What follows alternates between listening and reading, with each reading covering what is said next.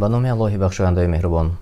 السلام علیکم و رحمت الله و برکاته. تماشاگران عزیز، مخلصان شبکه های ما خوش آمدید میگم علیک شما را. و واقعا رمضان به پایان رسید و امروز نیز ما تصمیم گرفتیم درباره عید سعید فطر صحبت داشته باشیم با مهمان ما داملا سهرابادلیان که این لحظه ها یک جای با ما قرار دارند. خوش آمدید میگم شما را. خوشبخت باشد. و ما انشاءالله در بعضی جاها الکی در بعضی منطقه ها عید را جشن میگیرند و در بعضی منطقه ها انتظار عید سعید فطر هستند و خودشان همین عید سعید فطر چی است و کی در شریعت اسلام پیدا شد عید فطر؟ بسم الله الرحمن الرحیم. الحمد لله رب العالمين والصلاة والسلام على أشرف الأنبياء والمرسلين نبينا محمد وعلى آله وصحبه أجمعين. اما بعد،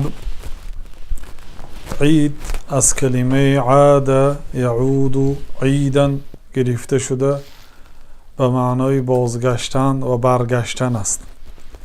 یعنی از سبب آن که هر سال بر میگردد و تکرار می شود عید نامیده شده است. و این چنین یا معنای دیگرش این است که هر جمع شوی را عرب ها عید می نامند. اما کلمه فطر به معنای روزه کشادن، در این مدت که یک ماه بنده مومن روزه دار بود، روز عید روز فطر است، روزه خوری هست. بنابراین روزه داشتن در روز عید حرام است، یعنی منع شده هست. و عید فطر سال دوم هجری مشروع شد وقتی که جناب رسول الله صلی الله علیه وسلم به مدینه هجرت کردند و 2 سال زندگی کردند. سال دوم ماه مبارک رمضان فرض شد و همین گونه بر اسری ماه رمضان، یعنی بر دوام ماه رمضان، عید فطری رمضان هم مشروع گشت. و نماز عید چی؟ نماز عید این فرض است؟ چون دیروز هم از تماشابینان سوال شد یا واجب است یا سنت است خواندن نماز عید در روز عید سعید فطر؟ حکم نماز عید علما رحمت الله علیهم در این باره اختلاف نظر کردن در 3 قول.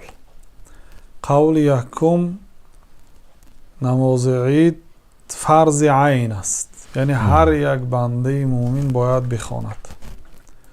قول دوم، این مذهب امام ابو حنیفه رحمت الله علیه و بعضی از مالکی ها و روایت از امام احمد است.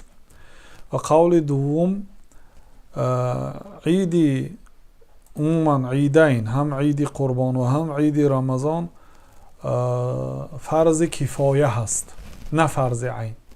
فرض کفایه یعنی که اگر یک چند نفر مسلمان ها در یک شهر اجرا کنند، از دیگر مسلمان ها ساقط میشد. اگر همه نخوانند همه گناهکار میشند.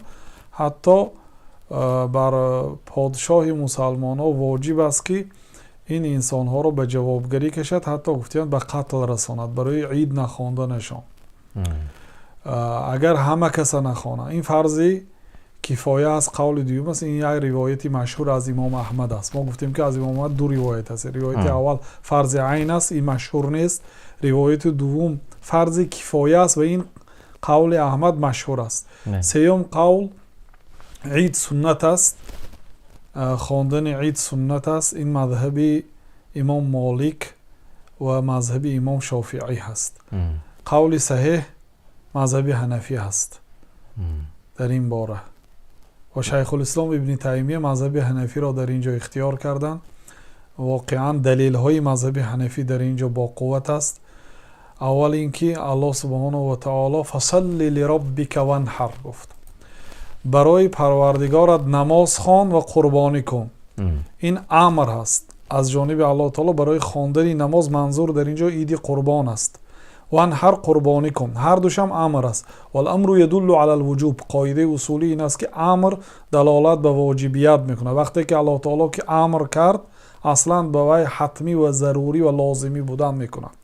و اینچنین در صحیح بخاری و مسلم ثابت شده است که پیامبر صلی الله علیه و سلم زنها را امر کردند که به نماز عید برایند و آن دخترهایی که وقتی شوهر کنیشان نزدیک است و آنها غالبا در پس پرده احتیاط می شوند و اینچنین زنهایی که حیض و نفاس دارند، بیماری ماهانه دارند، آنها را هم امر کردند که به نماز عید برایند. نماز جمعه فرض است.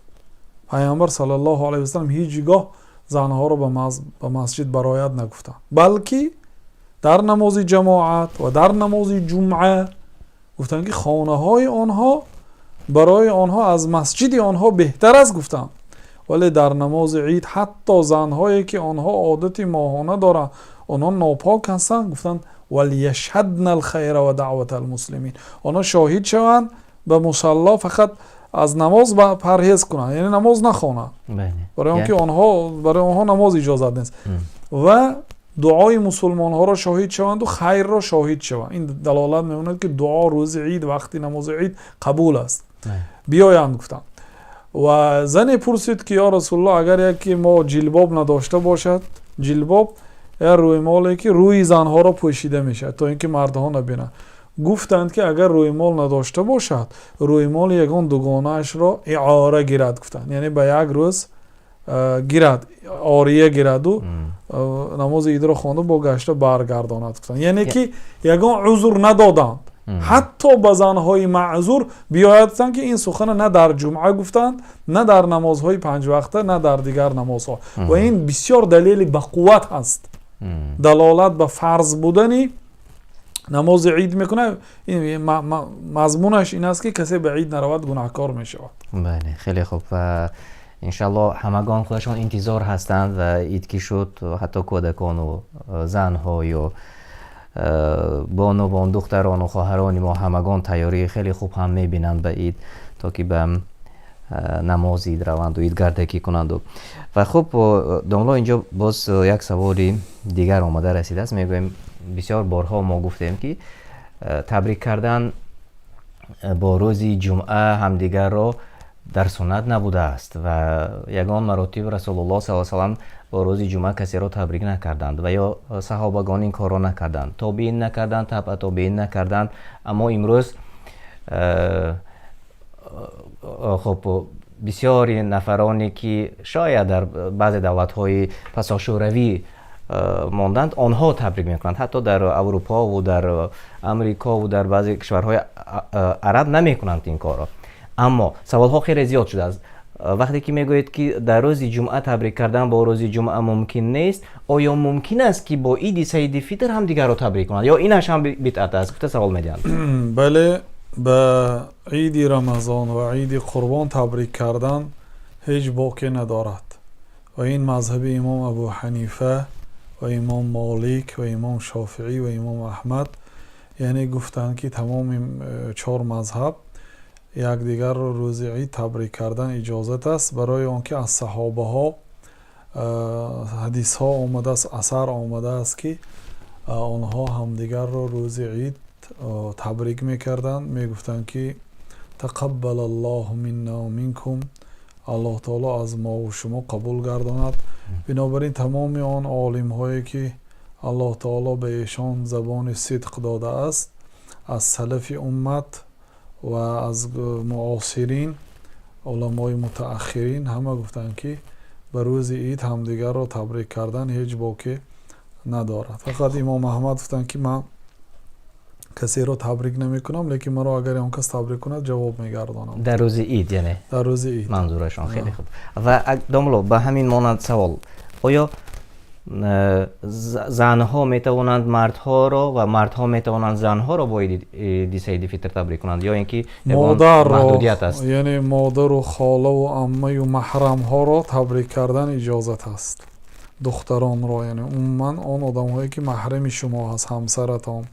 و این چنین میتوانید کمپیرهای محله مثلا شخصیت های پیران سال است تو از آنها در تبریک کردن یگان فتنه نیست اجازت است لیکن دخترانی جوانی بیگانه را زنهایی که مثلا جوان هستند پیر نیستند اینها رو تبریک کردن منع است صدن للذریعه میگن صدن للذریعه این قاعده اصولی هست برای گرفتن پیش گناهی از این بزرگتر برای آنکه الله تعالی ولا تقربوا الزنا گفت الله تعالی در قرآن نگفته است که شما زنا نکنید است که به زنا نزدیکی نکنید نزدیکی کردن اولینش نظر نگاه کردن دومینش کلام یک و یک باره در یگان اونجا زنا نمیشد اول سخن نشد همون سخن هم سخن عادی سلام علیکم و علیکم السلام حال پرسی آهسته آهسته این برده میرساند بنابراین شریعت پیش راهش را میگیرد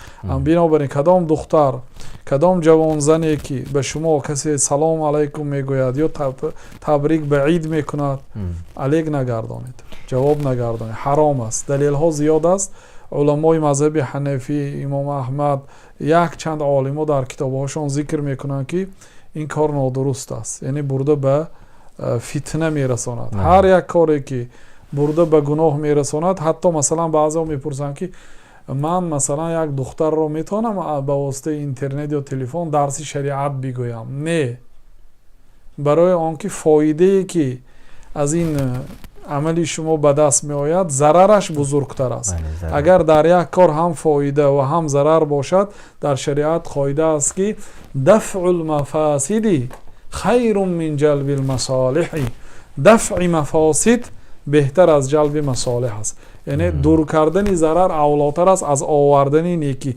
زن و مرد یعنی نمیتواند خواهری قیامتی و این خیلی سخنها باشد پیامبر صلی الله علیه و سلم میگه زن و مرد که خلوت ماند سومین آنها شیطان میشه خلوت یعنی خلوتی حقیقی میشد خلوتی مجازی یعنی خلوتی مجازی دو انسان در یک تلفن مثلا همراه همدیگر صحبت میکند همین خلوتی مجازی هست یعنی میتواند همدیگر را به ملال گپ زند کسی آنها را نمیشنود در این حالت این منع است بگذار با مقصد نیک باشد هم مقصدهای بزرگ وسیله را پاک نمیگرداند گفته قاعده ها المقاصد الحسنه لا تبرر الوسائل یعنی مقصدتان نیک باشد هر راه برای شما حلال نمیشود راهتون هم باید حلال باشد وسیلتون بگیرید بعد درس دید فهمو اول خانه دار شوید اویله دار شوید بعد درس دید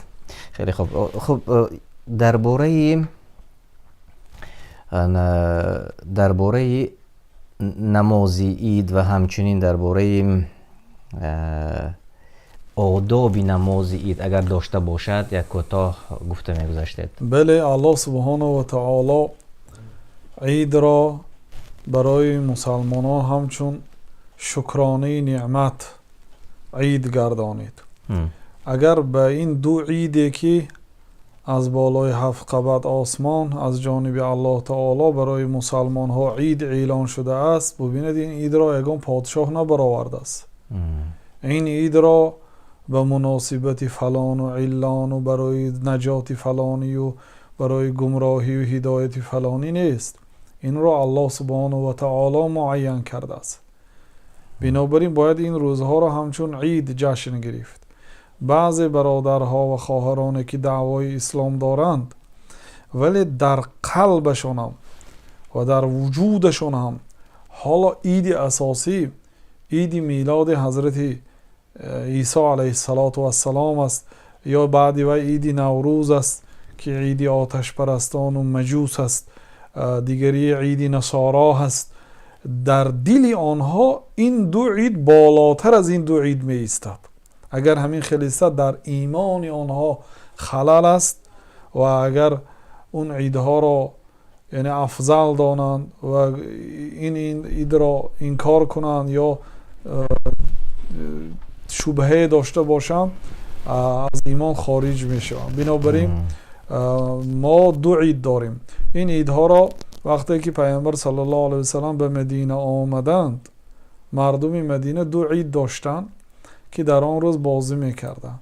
بعد پیامبر صلی الله علیه و سلم گفتند که الله تعالی به عوض آن دو عیدتان دو عیدی دیگر را عوض داد. گفتم یعنی عید فطر رمضان که بعدی عبادتی روزه می شود، جنبست عبادتی روزه هست، و عید حج عید قربان جنبست عبادتی حج است. عید قربان بعد دهی بهترین دهه در داخل سال 10 روز است. دهه اول عرفه بهترین 10 روز است. وقت پایانش دهمین روزش روزی عید قربان است که در آن روز ما نماز میخوانیم اول، سپس قربانی میکنیم. بنابراین مستحب است که عید قربان را بر وقتتر خوانده شود، همین که آفتاب برآمد خوانده شود. برای چی؟ برای اینکه مردم به عید قربان سنت این است که آنها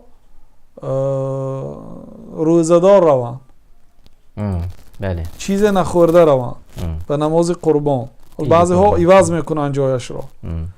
و عید قربان باید با دهان روزه روند، نماز عید را خوانند و گشته آمده قربانی کرده با گوشت قربانی دهان گشایند، افطار کنند. اما در عید سعید فطر، اما در عید سعید فطر که 30 روز یا 29 روز روزه دار بودن، باید به نماز عید با دهان گشاده روند، یعنی خرما خورده روند. خرما خورده رفتن پیش از رهسپار شدن به عید سنت است و فایده های عظیمی دارد.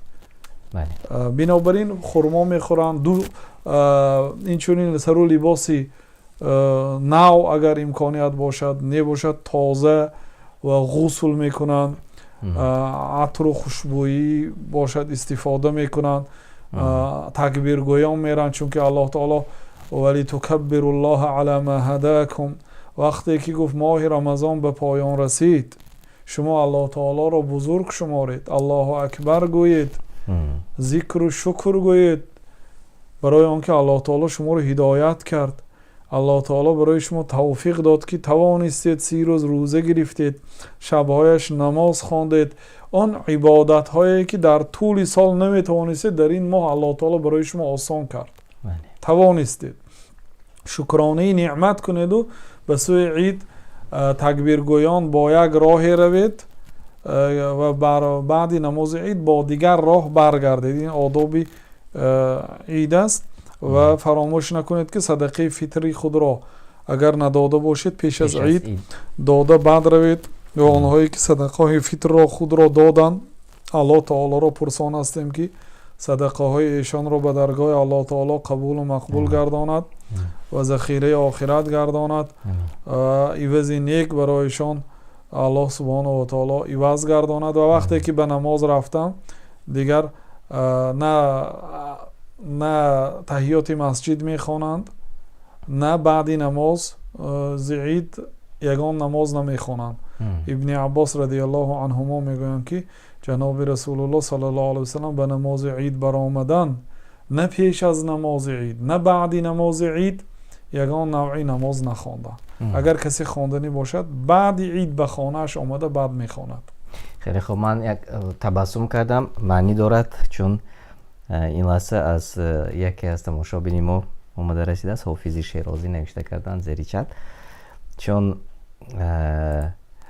از چی من تبسم میکنم پرسیدند که خب ما البته گفتیم که در مورد روز جمعه و تبریک روز جمعه یک برنامه علاهیده میکنند. داملا هم وعده کردند که پوره با دلیل ها انشالله برای شما میرسونند. اینجا باز یک چنان سوال نوشته کردند که من عیناً میخونم. برادر شما گفتید روز جمعه تبریک نکنید، آیا شما میتوانید یگان دلیل، یگان حدیث، یگان آیت قرآن را بیارید؟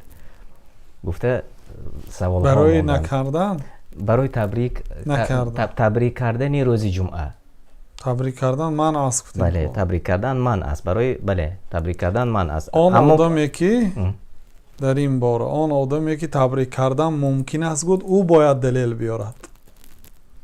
برای اینکه اصل در عبادات منع است. الاصل فی العبادات المنع. اصلا عبادت ها حرام است. یگان عبادت را شما اجرا نمی کنید مگر الله تعالی امر کرده باشد، پیامبر صلی الله علیه و سلم امر کرده باشند. در قرآن یگان امر الله تعالی نیست که روز جمعه همدیگر رو تبریک کنید گفته باشد. در حدیث یگان حدیث نیست که پیامبر صلی الله علیه و سلام همدیگر رو تبریک نکنید گفته باشد. بنابراین آنهایی که به اجازت میتیان به شما رو تشویق میکنن که روز جمعه همدیگر رو تبریک کنید، شما از آنها دلیل طلب کنید. برای آنکه اصل در عبادت منع است. این منطقی هست، یعنی اینو باید خوب بفهمید. اصل در عبادت منع است. ما باید از پیش خودمون یک کار را پیدا نکنیم. من احدث فی امرنا هذا ما لیس منه فهو رد. جناب رسول الله صلی الله علیه و سلم گفتند که کسی که در این دین ما چیزی نوی را پیدا کند که در دین ما نیست، او به خودش مردود است. این حدیث در صحیح بخاری و مسلم است. و در روایت مسلم گفتند که من عمل عملا لیس علیه امرنا فهو رد. کسی که عملی را اجرا کند که در دین ما نیست، او برای خودش رد است. ببینید نماز جمعه را به نماز عید قیاس کرده نمی شود. نماز جمعه مثلا پیامبر صلی الله علیه و سلم نگفتن به زنها که حتی شما هم حاضر شوید گفته. این عیدی که مثلا عیدی هم لغوی و هم معنوی هست، عید قربان و عید رمضان، عید فطر، عید اضحی، هر دو عیدها. اما عید جمعه این لغوی هست، هر هفته تکرار می شود و هر هفته مردم جمع می شوند. بله اینم عید است، لیکن در این مشروع نیست تبریک کردن، نه آمده است. خیلی خوب و بیایید به سوال دیگر میگذاریم. اینجا از تماشابین ما سوال آمده است که در یک کارخانه کار میکنند، زیاده از 30-35 نفر میخواستند نماز عید را خوانند، اما یک کسی آنها برآمده میگوید که درست نیست. چند نفر باشد برای خواندن نماز عید؟ اگر در همان شهر مسجد باشد باید مسجد روند. اصلا نماز عید طبق سنت باید در صحرا خوانده شود. مقصد اینکه وقتی که انسان در یک شبانه روز 5 وقت نماز رو در جماعت میخواند، در این 5 وقت نماز اساسا انسان با همسایه های و هم محله های خود وا میخورد. روز جمعه به جماعت دورتر میرود، چند محله یک جا جمع می شوند. و روز عید تمام شهر در یک جا جمع می شوند، در یک سال 2 مراتبه. و در اما حج اگر نباشد آن مسجد نباشد در آن محل یا اینکه در آن همان اگر نزدیکی، مثلا در یک شهر قرار داشته باشند که مقصد در آنجا عموما مسجد نیست، می توانند در یک جای صحرا یا یک جای مثلا صحنه نماز عید را خوانند. خوب است که 40 نفر شوند. به چه خاطر 40 نفر بود؟ 30-35 نه 40؟ مذهبی ما همین خیلی گفته است و بعضی انسان ها همین سخن را تایید دادند، ولی اگر علاج نباشد، دیگر امکانیت نباشد و کم باشند، مثلا کم باشند اونجا یک جماعتی مسلمان هایی که در بعضی دولت هایی که خب مردم بسیارش به اسلام نآوردند، اقلیت مسلمان ها باشد اجازت از خوانند. خب خیلی خوب، اینجا چندین نفر به این گونه مانند سوال ها دادند. امیدوارم که به سوال هایتان جواب گرفتید. و یک نفر سوال دادند عید سعید فطر مبارک باشد. سوال: زنی حامله بعد تولد باید روزه قرض گیرد یا مبلغی روزه های خورده اش را دهد؟ زن هیچگاه برای روزه که خورده است به سبب بیماری ماهانش یا اینکه به سبب دیگر بیماریش یا به سبب شیرخوار داشتن کودکی شیرخوار یا اینکه برای حامله دار بودنش، یعنی فدیه نمیدهد، طعام نمیدهد، بلکه روزه داشته میدهد. کدام وقتی که فرصتی مناسب داشت در زمستان ها، در دیگر وقت ها امکانیت پیدا کرده روزه ها را میدارد.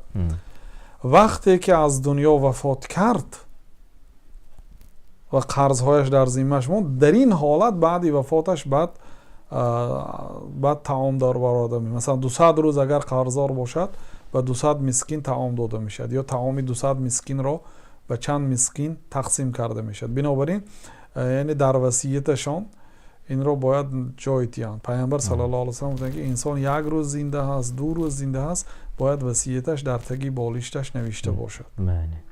خب از عبدالله نورالله سوال آمده رسیده است. زنها چگونه نماز عید را بخوانند اگر به نماز عید نروند؟ زنها به نماز عید روند. زنها به نماز عید روند، همراهی جماعت به امام اقتدا کنند. اگر زنهای مثلا بیمار باشند فقط دعا میکنند و تکبیر میگویند و آواز با آواز پست که به دیگرها نشنود. اما اگر در بعضی دولت‌هایی که ما گفته گذاشتیم، دولت‌های اروپایی یا اینکه در بسیار شهرهای روسیه هم در مسجد زنها نمیروند. آنها چیکار کنند؟ یعنی فقط به مردها راه میدهند. مادامی که به زنها جا هست روند. نه فقط در دولت‌های مثلا کفر. افسوس که در دولت‌هایی که اهالیش مسلمان نشین هم برای زنها اجازت نیست رفتن به مسجد. در این حالت در خانه خوانند، 2 رکعت خوانند بدون تکبیرات، هم تو 2 رکعتی رنگ نافله 2 رکعت نماز خوانند. خب داملا میفهموندید برای آنهایی که مثلا 40 نفر شدند و در یک جا، آنهایی که به مسجد رفتن نمیتوانند با بعضی یگان سبب ها دارند، آنها چگونه نماز خوانند؟ یعنی چند نمودی خواندن نماز عید هست و همون نمودهایش را شما میگفتید که چگونه تکبیر گویند و چگونه به سجود روند. همین را کوتاه میفهموندید. اگر مسجد باشند روند، برای آنکه این در یک سال 2 مراتبه هست. بگذار مشقت باشد، بگذار 50 کیلومتر باشد. در زمان شوروی مردم شهر کنیوادان به قوقند نمازخانه جمعه می رفتند، نیستشان به خوجند می رفتند، به دیگر شهرها می رفتند. بعضی در دیگر شهرها بعضی انسان ها به 120 کیلومتر 200 کیلومتر رفته برای نماز جمعه می رفتند. این عید در یک سال 1 مراتب تکرار شد. بگذار به دیگر شهر روان. آخی یک روز عید از روزی کار نیست. اگر رفت و دیگر نباشد، مثلا در این 200 کیلومترها مسجد نیست، وقتی که می خوانند بعد یک شخصی که علم دارد به مردم امامتی میکند. در نماز عید برخلاف نماز جمعه اول نماز میخوانند سپس خطبه عید سنت است. امام خطبه میکند، بین 2 خطبه یا نشسته میکند، جلسه مردم را یادآوری میکند، پند میگوید، آنها را یادآوری میکند و 2 رکعت نماز. آن تکبیرات عید که مثلا در مذهب امام ابو حنیفه رحمت الله علیه 3 تکبیر است و بعد تکبیر تحریم الله اکبر میگوید، ثنا میخواند، بعد 3 مراتبه الله اکبر الله اکبر الله اکبر تا 3 مراتبه دستها رو برابر کتف و گوش میبردارد و بعد سوره فاتحه رو میخواند. یک بار دیگر همین رو بیاید، چون مردم بسیار من میبینم که زیر چت الکی به همین سوال جواب رو میخوان، چون گفتند که ما نمیتوانیم. بعضی در دیگر مذهب ها 7 تکبیر، یعنی که نشان میدادید دنبال مثلا 7 بار الله اکبر میگویند، ثنا میخواند، بعد الله اکبر الله اکبر الله اکبر 7 مراتب 7 مراتب در رکعت اول و در رکعت دوم 5 مراتب 12 مراتب میشه در مذهب جمهور. در مذهب امام ابو حنیفه 3 مراتب در رکعت یکم و 3 مراتب در رکعت دوم پیش از رکوع. سوره میخوانند، در رکعت الحمد میخوانند و یگان سوره زم میکنند. سنت است که در یک رکعت یعنی که الله اکبر گفتند 3 مراتب الله اکبر و ثنا میخوانند 4 مراتب. یک مراتب تکبیر تحریمه که به رکن است.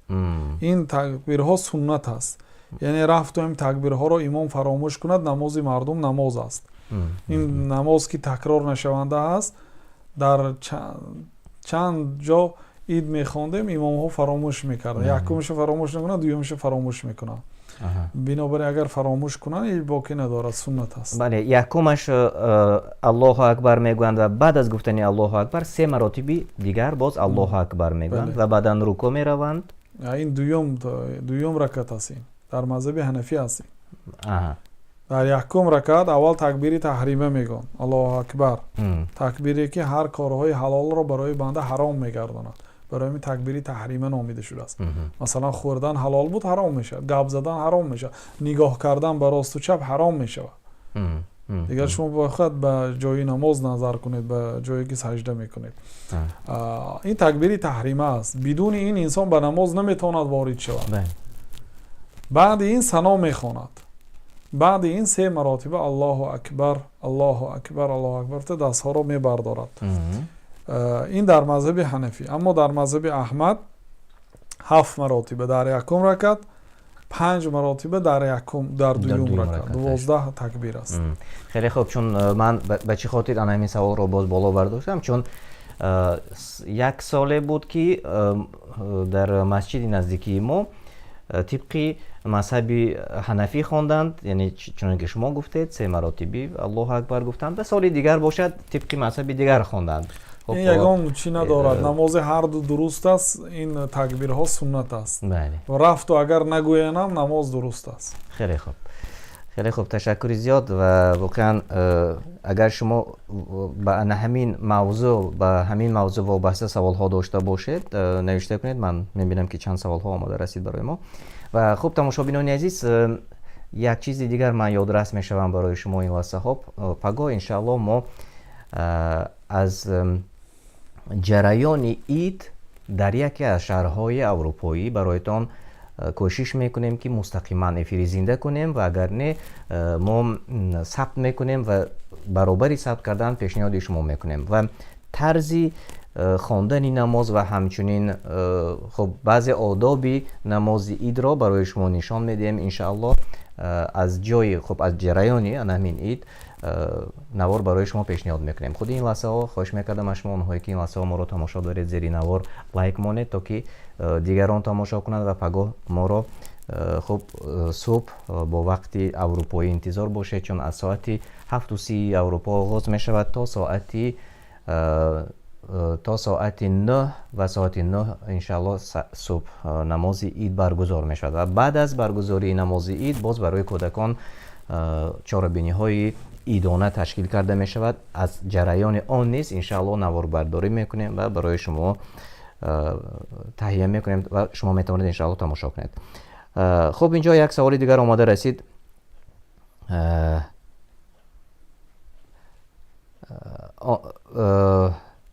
аз русия ба тоҷикистон сафар доранд, намози идро чӣ гуна хонанд? дар вақти намоз онҳо дар парвозанд. бисёр саволи мушкил ҳам аст шояд. агар хуб мешуд инсон пеш аз он ки чипта мехарад, нақша ибодатҳоро ба нақша гирад. хуб, вақте ки шумо вақти намози ид баъди баромадани офтоб вақташ шурӯъ мешад то заволи офтоб, яъне то вақти пешин.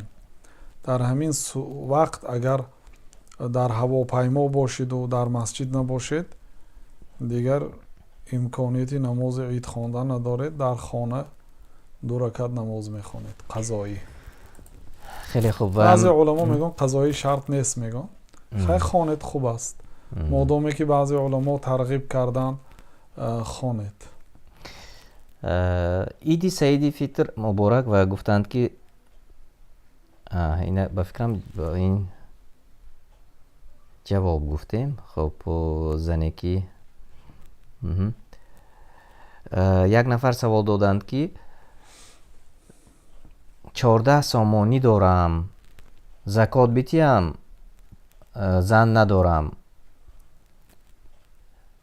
ҳамагӣ 14 сомонӣ ба фикрам ҳамагӣ 14, ё ин ки 14 сифрҳояшро шояд фаромӯш карда бошам. агар 14 сомон пул дошта бошанд, дига ҳичи барои хӯрдану нӯшидан рӯзи ид ҳичи надошта бошед, яъне садақаи фитр аз шумо соқит аст. агар 7 сомон барои шумо кифоятӣ мекарда бошад, 7 сомонашро садақаи фитр диҳед.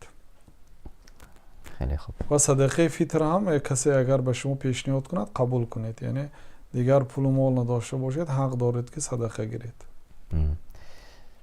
як бори дигар домло дар бораи фақир ва мискин мефармондед. фақир шахсе ки чизе надорад. баъзеҳо ҳайрон мешаванд ки ҳамин хел шахс ҳаст, вале ҳаст.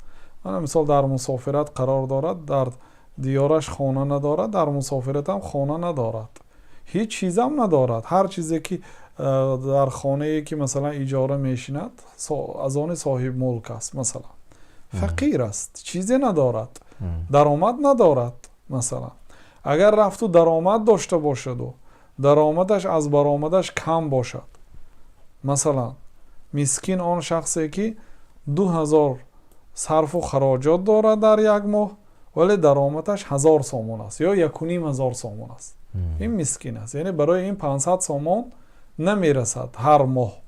در نتیجه این بنده الله تعالی هر ماه با 500 سومونی قرضدار می شود، در مدت 1 سال می شود 6000 سومون. همین خیر باید ما 6000 سومون برای این زکات دهیم، برای اینکه همین قدر برای این نارسایی هست. خیلی خوب. و اون نفری که 14 گفتن 14000 سومانی بوده است. 14000 سومان داشته باشن بله میتین، چی نمیتین؟ هم صدقه فطر میدهند و هم زکات هم اگر 1 سال شده باشد نصابی زکاتشان از این 14000 سومان چند پول میشه؟ 14000 سومان تقریبا 2000. خیر، از اگر به نصاب نقره حساب کنن میتوانید زکات هم دهید. خب سهراب شاه مردانов سوال دادند: آیا خون از دست یا پای برایت طهارت میشکند؟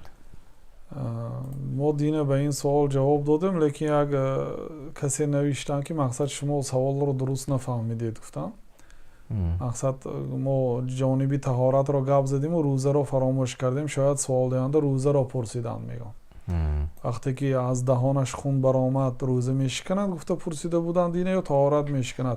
دو سوال بود اونجا، یکیش درباره طهارت بود و دویمش درباره اگر از دندانشان یا از بدن عموما خون برآید طبق مذهب امام ابو حنیفه رحمت الله علیه طهارت میشکند، لیکن طبق مذهب امام شافعی نمیشکند و در این باره قول امام شافعی درست است، برای آنکه در لغت عرب به کلمه احدثه خون نمی‌دارد، مگرم خون در اما حالت طهارت را میشکند که از پس و پیش براید، از دو مخرج. از آنجا اگر خون براید از خود سوراخی مخرج براید طهارت میشکند. اما اگر از دست و یا پای از دست، پای یا از بدن خون براید بنابر قول صحیح نمیشکند. مذهب حنفی رحمت الله علیه به حدیث ضعیف تکیه کرده. و حدیث از پیامبر صلی الله علیه و سلم ثابت نشده است که اگر خون براید و جاری شود طهارت میشکند، که حدیث ضعیف است، با وی عمل کرده نمیشود و رو همچون حجت دلیل آوری کرده نمیشود. پیامبر صلی الله علیه و سلم گفتند که کسی که طهارتش شکند الله تعالی نمازش را قبول نمیکند تا مادامی که طهارت نکند. طهارتش شکند در لغت عرب کلمه احدثه هست. احدثه در لغت عرب خون که براید احدثه نمیگن و کلمه حدث خون نمیداره در لغت عرب. بله فهمو. خب بیاید باز یک سوال. و اگر از دهانش خون برآمده باشد روزش نمیشکند مادامی که خون فرو نبرد. به دیننگی سوال اگر باید خون از هر چیزی که به دهان مثلا پیدا شد یا حتی انسان میتونه دندانش رو بشوید در رمضان، لیکن آب حرکت کند که به حلق نرود. خیلی خوب. و سوال آماده رسیده است: نماز تراویح بود لیکن ناس میکشید، آیا نماز خواندنشان درست است؟ این سوال اول. خیلی جواب دیم. ناس حرام است. وقتی که ما میگوییم که ناس طهارت را نمیشکند، این معنی اینه ندارد که ما تا جانبداری ناسکشای سیگارت کش ها هستیم. ناس و سیگارت طهارت را نمیشکند و روزه را میشکند، لیکن افسوس که هستند مردمانی که روزه میدارند و ناس و سیگارت میکشند. وقتی که میگن که این وای رو میشکند روزه رو میشکند. اما من قولش شنیده بودم دوباره پیش سخنی شما گفته بودند که چندین نفر گفتند که ناس و سیگارت طهارت رو میشکند. بله آز گوش کنید. روزه رو میشکند وقتی که میگویند آنها میگن که برای من فلانی فتوا داده است، یعنی ناس و سیگار خوردن و نوشیدن نیست میگن، لیکن خوردن نوشیدن و معنای مانند خوردن و نوشیدن نباشد، معنای خوردن و نوشیدن را دارد. носу сигарет кай таҳоратро мешиканад? бори аввал носкаш агар нос кашад беҳуш мешад, меафтад. агар беҳуш шавад таҳораташ мешиканад. барои чӣ? барои он ки ӯ намедонад ки дар ин ҳолат аз ӯ бод баромад ё набаромад. аслан намешиканад. барои он ки аз бадан то набарояд як чиз, ғолиби шиканандаҳои таҳорат бояд аз бадан барояд, дар вақти рӯза дарояд ба бадан. аммо он қавле ки гуфтем сигарету нос мешиканад, қавли бедалел аст. марҳамат далел пешниҳод кунад. таҳоратро намешиканад, яъне кашидани нос рӯза, магар агар беҳуш шавад. беҳуш шавад, хоб барои чӣ хоб аслан таҳоратро намешиканад. лекин барои чӣ хобро уламо дар шиканандаҳои таҳорат мегӯянд? барои он ки инсон вақте ки хоб рафт дигар намедонад ки аз ӯ бод баромад ё набаромад. аз ҳамин лиҳоз яъне эҳтимоли баромадан ҳаст, бинобар ин таҳораташ шикаст гуфта ҳукм мекунад. ваилло хоб шиканандаи таҳорат нест.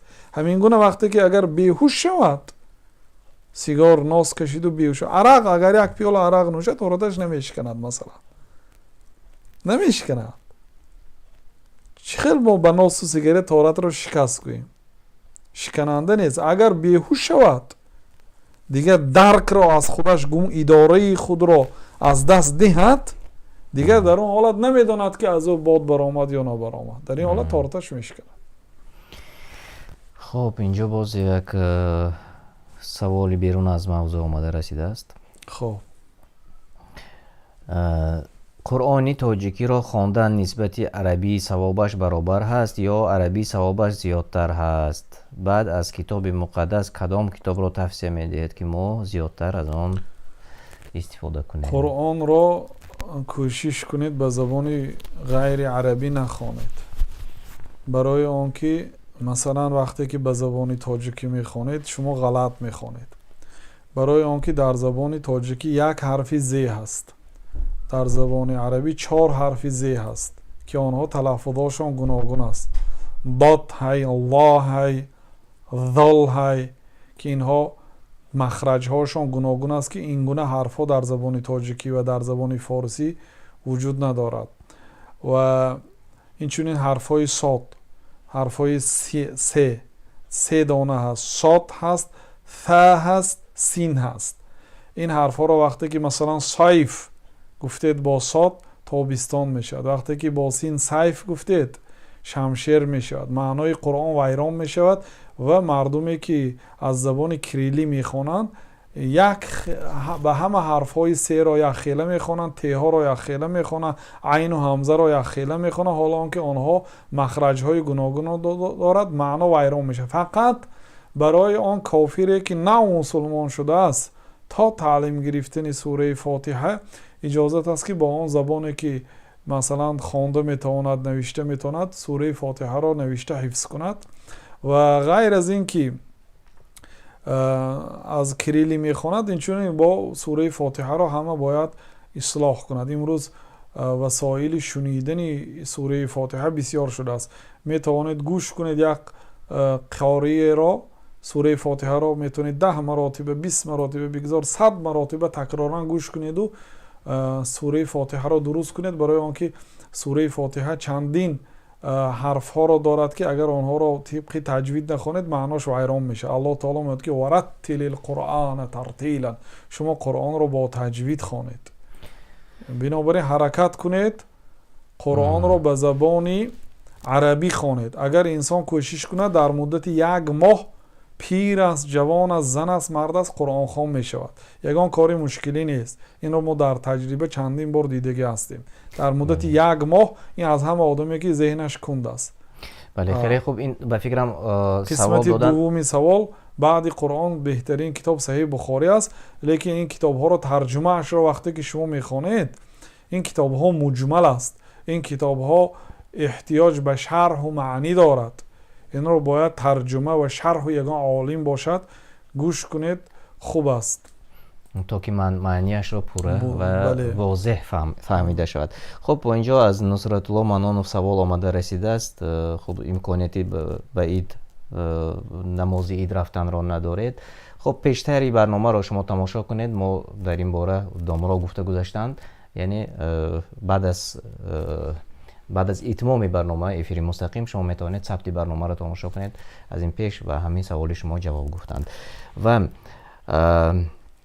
درباره زکات سوال‌های خیلی زیاد آمده رسیده است و مردم حتی کلکولیاسیای مبلغ‌های خودشان را نوشته می‌کنند. شما داخل شوید در شبکه ما چند روز پیش و همین هفته گذشته ما درباره زکات بسیار معلومات ها دادیم و آنجا شما پورا به سوال‌هایتان جواب گرفته می‌توانید. خب دامرو در آخر یک دعای شما، چون امروز امروز رمضان به پایان رسید و پگاه انشالله همگان تیاری به عید میبینند و ما انشالله چنانکه که گفتیم باز پگاه برنامه عیدانه برای شما پیشنهاد میکنیم خودی از جریان عید و در آخر از شما خواهش میکردیم که یک دعا میکردید کلی تماشابینان ما که اینجا نشستند و ما را تماشا دارند. الحمدلله و الصلاة و السلام علی رسول الله. الله سبحانه و تعالی تماشابینان و آنهایی که ما را وصیتی دعا کردند و کلی مسلمان ها را الله تعالی گناه هایشان را مغفرت گرداند و ما شما را از جمله محروم ها نگرداند. الله تعالی ما را از جمله شخصان گرداند که رمضان به پایان رسیده است و گناه های ما مغفرت شده است و الله تعالی ما را مغفرت کرده است و ما را از جمله محروم ها نگرداند. ما شب قدر را کسی اگر محروم شده باشد اون محروم است گفتند، بنابراین دعا کنیم که الله تعالی ما را از جمله محرومین نگرداند و کمبودی هایی که از ما صادر شده است الله جبار است، یعنی جبر کننده کمبودی ها هست. کمبودی های ما را پروردگار جبر نما و به مسلمان هایی که بیمار هستند، ضعیف هستند، قرضدار هستند، مشکلی ها دارند، زندانی هستند، اسیر هستند، هر بلا هر مصیبت مشکلی که در سرشان دارند پروردگار را به نامهای پاکت و صفتهای عالیت پرسان هستیم که هر چیز زودتر مسلمان ها را از این بلا و مصیبت عافیت عطا بنمایی، دعاهای ما را اجابت بنما، برای ما توفیق بندگی ده، طبق شرع شریف زندگی کنیم، برای ما علم ربانی، علم نافع، عمل صالح نصیب روزی گردان. دعا و طلب و درخواست تمام مسلمان ها را به درگاه خویش اجابت گردان. و صلی الله و سلم علی نبینا محمد و علی آله و صحبه اجمعین. تماشابینان گرامی، این لحظه وقتی فرجام برنامه امروز ما آمده رسید و تشکر زیاد میگویم به دوملا سهراب بادریان که امروز در برنامه ما اشتراک کردند. درباره کم تاریخ عید سید فطر و چنانی که در چت میبینم سوال ها آمده رسید است که اولین بار امام شده است و چگونه دایر شده است عید سید فطر. پگاه انشالله روز عیدانه در برنامه عیدانه دوملا جواب خواهند گفت. در این موضوع ما کمی صحبت میکنیم انشالله، انتظار باشید و با شما خیر و خوش میکنم. الله تعالی شما را و اهل پیوندان شما را در پناه خود نگه دارد تا واخوری دیگر خان آباد و سربلند باشد. و السلام علیکم و رحمت الله و برکاته.